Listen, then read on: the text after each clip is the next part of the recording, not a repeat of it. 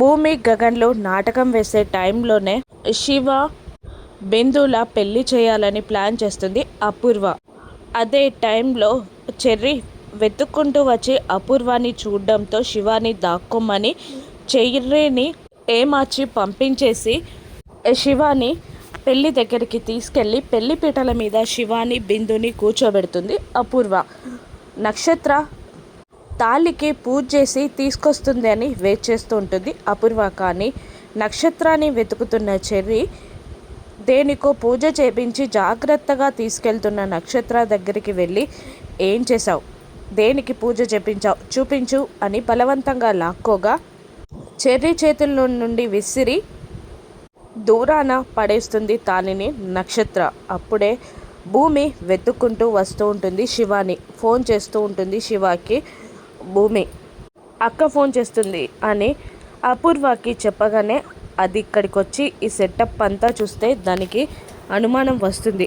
నువ్వే ఎదురెళ్ళు అని చెప్తుంది అపూర్వ. భూమిని వెతుక్కుంటూ ఎదురెళ్తాడు శివ.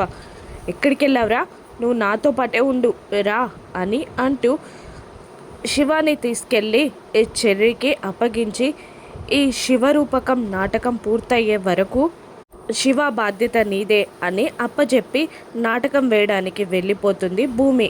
ఇక అందరూ కూర్చొని నాటకం చూస్తూ ఉంటారు. భూమి మరుజన్మలో పార్వతిలాగా జన్మించి శివుని కోసం తపస్సు చేసి శివుణ్ణి మెప్పించి కళ్యాణానికి ఒప్పిస్తుంది. శివ కళ్యాణం జరుగుతుంది. శివపార్వతులు ఆనంద తాండవం చేస్తున్న టైంలో శివ మెల్లిగా జారుకుంటాడు. చెర్రీ చూడడు. ఇక శివ బిందులు పెళ్లిపీటల మీద కూర్చోగా అపూర్వ నక్షత్ర పక్కనే నిలబడి సంతోషపడుతూ ఉంటారు. పంతులు గారు మంత్రాలు చదువుతూ ఉంటారు.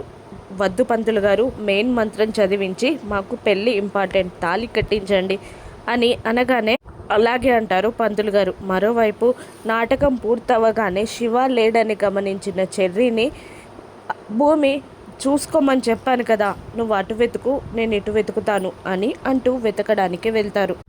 పంతులు గారు తాళి శివ చేతికిచ్చి బిందు మెడలో కట్టుమనగానే లేచి నిలబడతాడు శివ. ఆనందంగా చూస్తూ ఉంటుంది బిందు. తాళిని బిందు మెడలో కట్టడానికి మొదటి ముడి వేయబోతూ ఉంటాడు శివ. అప్పుడే ఒక చెయ్యి శివ చేయిని ఆపేస్తుంది. ఎవరో కాదు, భూమి. బిందు మెడలో తాళిని కట్టబోతున్న శివ చేయిని ఆపేసి తాళి లాక్కొని అక్కడ పడేసి శివ చెంప పగలగొట్టి అపూర్వాని కోపంగా చూస్తూ, నేను ఏది చెయ్యొద్దన్నానో అదే చేస్తున్నావు కదా, మీ బావ ఇంటి పరువు తీయొద్దని చెప్పాను కానీ నువ్వు అదే పని చేస్తున్నావు, నేను భయపడ్డ పనే చేస్తున్నావు అని అంటూ శివాని లాక్కొని వెళ్ళిపోతుంది భూమి. బిందు అక్కడే కూలబడి వెక్కి వెక్కి ఏడుస్తూ ఉంటుంది. ఇప్పుడు భూమి శివాని ఏం చేస్తుంది, నిజాలు ఎలా బయటపడతాయో రాను ఎపిసోడ్స్లో చూద్దాం. Thank you for watching.